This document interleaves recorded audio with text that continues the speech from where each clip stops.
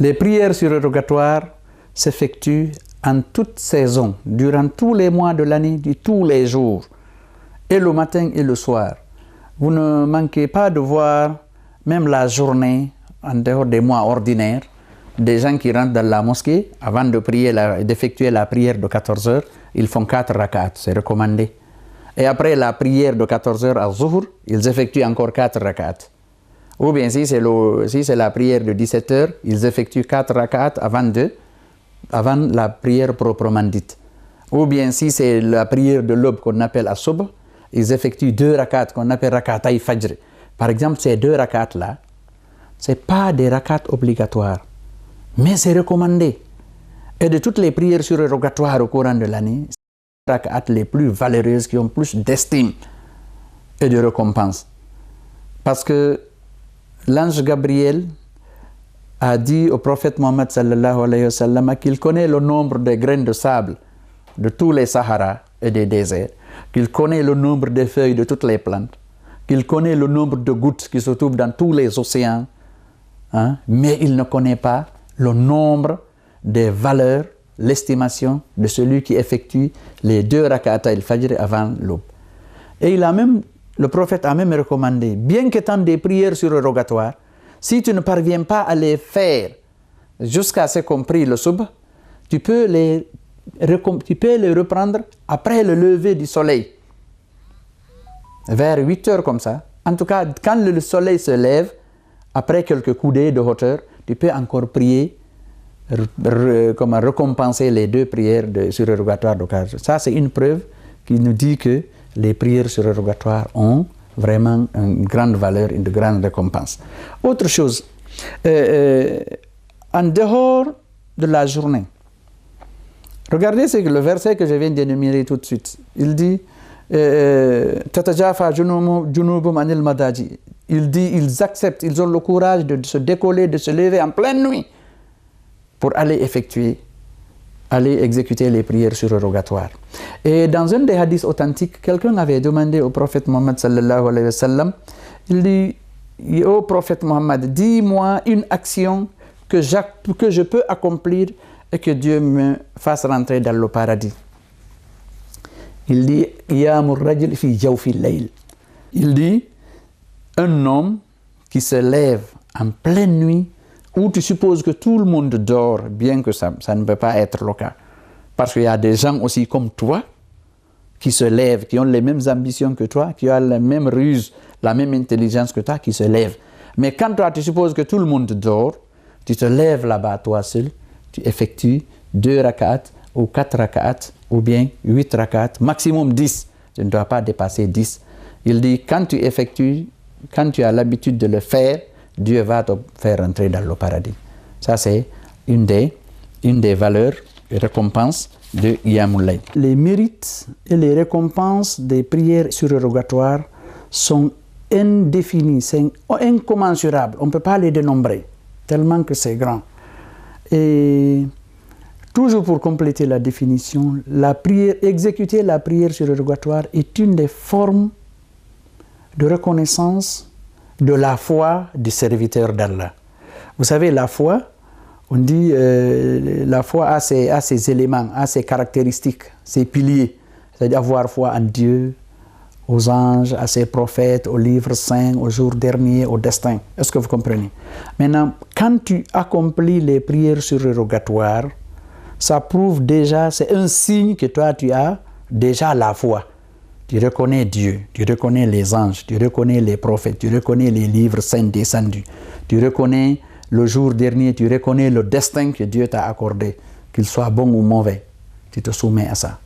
La preuve en est que, malgré tes conditions de vie, malgré ton état de santé, tu as l'intention d'exécuter des prières surérogatoires pour dire encore Dieu, pardonne-moi, pour dire encore merci.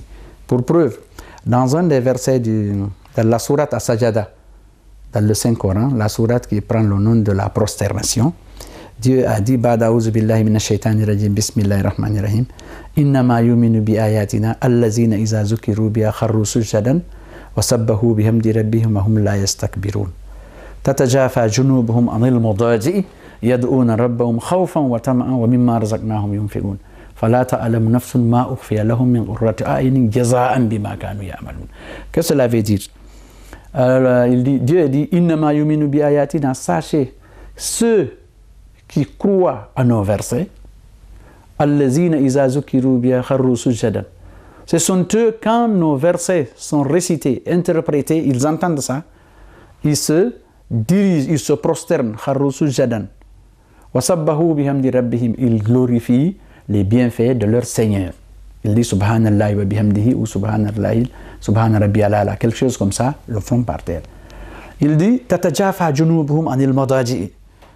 Il dit ils décollent le flanc, c'est-à-dire ils se lèvent, ils se lèvent de leur lit.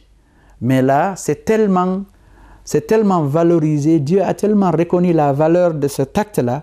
Il a dit Tatajafa junubuhum anil madaji.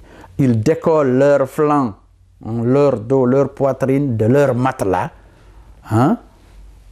Yad'ouna rabbahum, ils se lèvent, ils font les ablutions.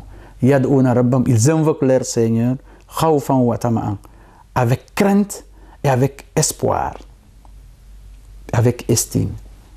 Yad'ouna rabbahum khawfan wa tama'an. Wa mimma razaqnahum, en plus de ça, wa mimma razaqnahum, en plus de la pratique de cette prière sur se lever là, nous, ils font encore des offrandes. Et du peu ou de beaucoup qu'on leur a accordé, ils font encore des offrandes, ils font des sacrifices. Comme nous avons certains de nos amis, ou bien qui font des ruptures collectives, qui organisent des ruptures collectives, ou bien ceux qui n'ont pas les moyens de faire ils préparent un repas, ils envoient un parent, ils envoient un ami, ou bien ils donnent à leur... Dieu a dit Wamimma, c'est pas défini. Wamimma, de ceux auxquels on leur a accordé de bien, yunfi'un. Dieu a dit Fala ta'lamu nafsun. Aucune âme ne connaît, aucune âme ne peut imaginer la valeur, la diversité des bienfaits. Fala ta'lamu nafsun mimma fala ta'lamu ma ukhfiya lahum, ce que Dieu leur a caché, ce que Dieu leur a réservé. Fala ta'lamu nafsun ma ukhfiya lahum mimma jaza'an bima kanu ya'malun, en récompense de ce qu'ils ont œuvré comme acte d'adoration. Dans ça, il y a le jeûne, il y a le zikr, il y a la nafila, il y a les offrandes de sunnakati, qu'on appelle communément sunnakati. Dieu seul sait. Il leur a promis le pardon, il leur a promis la miséricorde, il leur a promis le paradis et tout ce qu'il contient comme jardin, comme épouse, comme famille, comme plaisir. Autre chose encore, parmi les estimes et les mérites des prières surérogatoires. Les prières surérogatoires rafraîchissent l'intelligence. Parce qu'au moment, comme Dieu l'a dit au prophète, Inna nashi'atal layli ashaddu wat'an wa aqwamu qilan. Il dit, sache que la lecture de la nuit, l'adoration de la nuit est plus tranquille et rafraîchit l'esprit pour bien méditer, pour bien réfléchir. Donc ça, c'est une des valeurs. Autre valeur des prières surérogatoires, quand quelqu'un se lève la nuit, en dehors des 5 prières obligatoires, dès qu'il se lève, Dieu dépêche des anges pour venir l'écouter. L'écouter pourquoi? Parce que avant que Dieu ne crée l'homme, il a voulu partager la nouvelle avec les anges pour dire Inni ja'ilun fil ardi khalifa. Il dit, vous les anges, je vous ai créés. Je sais que vous m'adorez, vous m'obéissez. Mais en dehors de votre genre, je vais créer autre créature qui va m'adorer. Mais les anges, par crainte d'Allah, n'ont pas répliqué en disant non, Allah ne crée pas les hommes. Tu vas créer sur terre des créatures qui vont faire la bagarre, qui vont verser du sang. Après, Dieu a dit Inni a'lam ma la ta'lamun. Moi, je connais ce que vous ne connaissez pas. Pourquoi? Parce que les anges n'ont pas de ventre, ils n'ont pas de sexe. Ils ne mangent pas, ils ne boivent pas, ils ne se reproduisent pas. Mais par contre, les hommes, malgré les besoins charnels, malgré les besoins biologiques, ils mangent, ils boivent, ils se multiplient, ils se marient. Mais pendant le mois de Ramadan, ou par certains jours de l'année, ils s'abstiennent au manger, ils s'abstiennent à la boisson, ils s'abstiennent aux femmes, ils se mettent uniquement dans l'état angélique pour adorer Dieu. En ce moment, Dieu dépêche les anges pour dire, regardez mes serviteurs là, ce qu'ils sont en train de faire. Est-ce qu'ils sont en train de faire la bagarre? Est-ce qu'ils sont en train de verser du sang? Ça, c'est un des mérites de la Qiyamul Layl. Donc, il y a encore le sport. Le fait de pratiquer la Qiyamul Layl pour 4 rak'at, 6 rak'at, 8 rak'at, 10 rak'at, imaginez les mouvements de gymnastique qui sont déjà là. Ça, c'est pour dire qu'un musulman doit faire le sport. Parce que vous comprenez, la prière, c'est un mouvement gymnastique qui te permet de relaxer tes muscles, de relaxer ta poitrine, de relaxer même les intestins. Est-ce que vous comprenez? Donc, c'est une source de santé aussi pour le serviteur. Ensuite, l'un des mérites, on dit « Sababu raf'u darajat ». Il dit pour quelqu'un qui veut avoir la promotion, non seulement dans l'adoration, mais dans sa profession aussi. Au lieu de sortir, donner de l'argent à tes voisins, à la jeunesse, de battre campagne pour toi, il faut se lever la nuit pour effectuer les prières surrogatoires. Dieu l'a dit dans le Saint-Coran où il a dit « Wa min al-layl fatahajjad bihi nafilatan lak asa an yab'asaka rabbuka maqaman mahmoudan » Il dit « Effectue la prière la nuit. Certes, Dieu va t'élever en grade. Un grade est dans l'estimation et selon ton espoir. Est-ce que tu comprends? Donc ça, c'est une des valeurs. Quelqu'un qui se lève la nuit, prier discrètement, hein? Pas la façon dont certains le fassent.